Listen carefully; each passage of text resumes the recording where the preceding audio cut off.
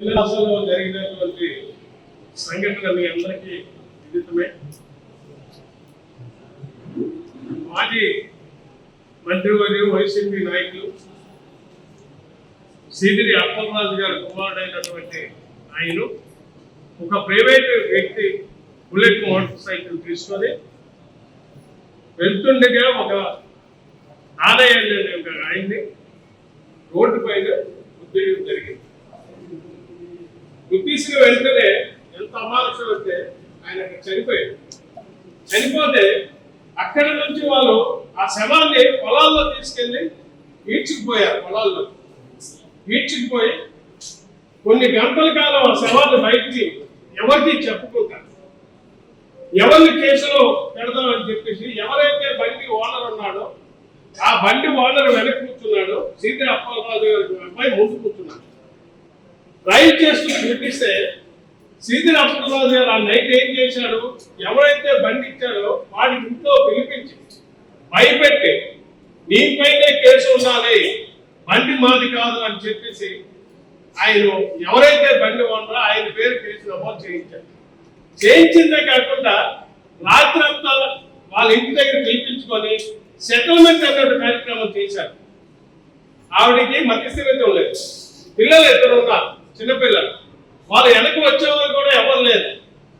అప్పలరాజు గొప్ప నీతులు చెప్తాడు. నిన్నలో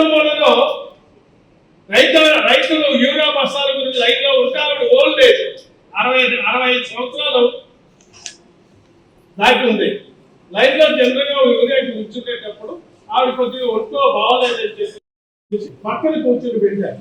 ఆవిడకి కొద్దిగా శ్రోత పడిపోయింది కదా అని అక్కడ ఉన్నటువంటి తెలుగుదేశం నాయకులు కానివ్వండి, కూటమి నాయకులు కానివ్వండి, దానికి సంబంధించినటువంటి ఆఫీసర్స్ ఎవరైతే ఉన్నారో ఏంటి పడిపోయిందని వెంటనే 108కి ఫోన్ చేసి హాస్పిటల్ తీసుకెళ్ళి ఆవిడ సామాన్యమైన మరణం జరిగితే ఇవాళ రాష్ట్ర మంత్రి గారు అచ్చెన్నాయుడు గారే కావాలని గవర్నమెంట్ చేసిన మరణం ఇది, గవర్నమెంట్ చేసినటువంటి దీనిగా ఇది మేమందరం భావిస్తున్నామని చెప్పేసి ఇన్ని మాట్లాడిన వైసీపీ నాయకులు వాళ్ళ పార్టీయే గొడ్డల పార్టీ.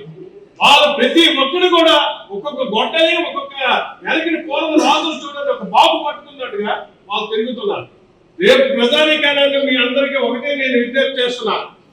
దారుణాలు చేసే వాళ్ళంతా కూడా వైసీపీ నాయకులే.